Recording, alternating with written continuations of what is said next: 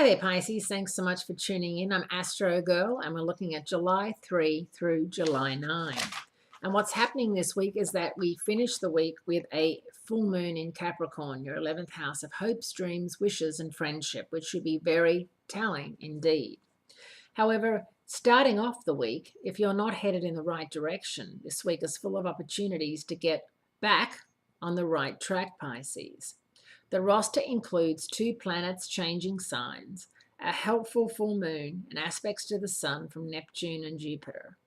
Venus and Mercury get things going on Tuesday, July 4, when Venus picks up the pace, moving into Gemini for the next 6 weeks.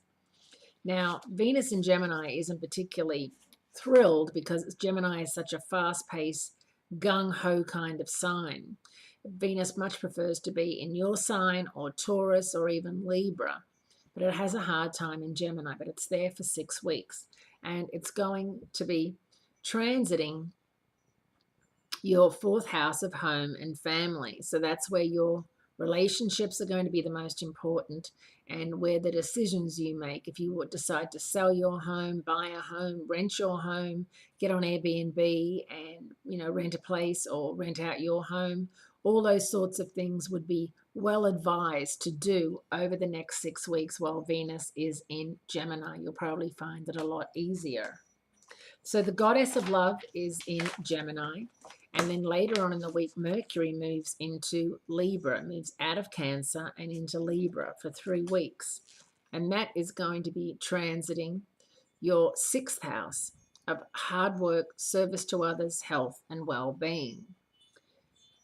Wednesday is starting to look like a day when things might spiral out of control because the sun makes 2 aspects that can blur the edges of reality. And if anybody knows about blurring the edges of reality, it's you, Pisces. The first is a Sun-Neptune trine that can either stir up the creative and spiritual juices or make you want to curl up under a blanket and watch Netflix until your eyes practically fall out of your head. The other is a square to over-the-top Jupiter, who makes you think that too much is never enough. On Sunday, July 9, the Sirius Capricorn full moon comes to the rescue and helps us all put on the brakes. Although the words lucky and Capricorn are not usually found in the same sentence, this Capricorn's full moon ability to be serious and focus on what is important is just what the doctor ordered to combat Sun-Neptune and Sun-Jupiter. Pluto is also a major player in this full moon because it conjuncts the moon and opposites the sun. Pluto's presence makes this the perfect time to clean out, reduce, and cut back physically, emotionally. The full moon period of decrease will extend over the next 2 weeks, like full moons always do.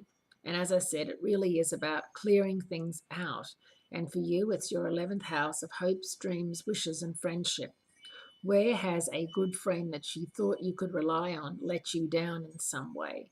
And what can you do to get over it, to rise above it, and even to end that friendship because you realize it's built on shifting sands?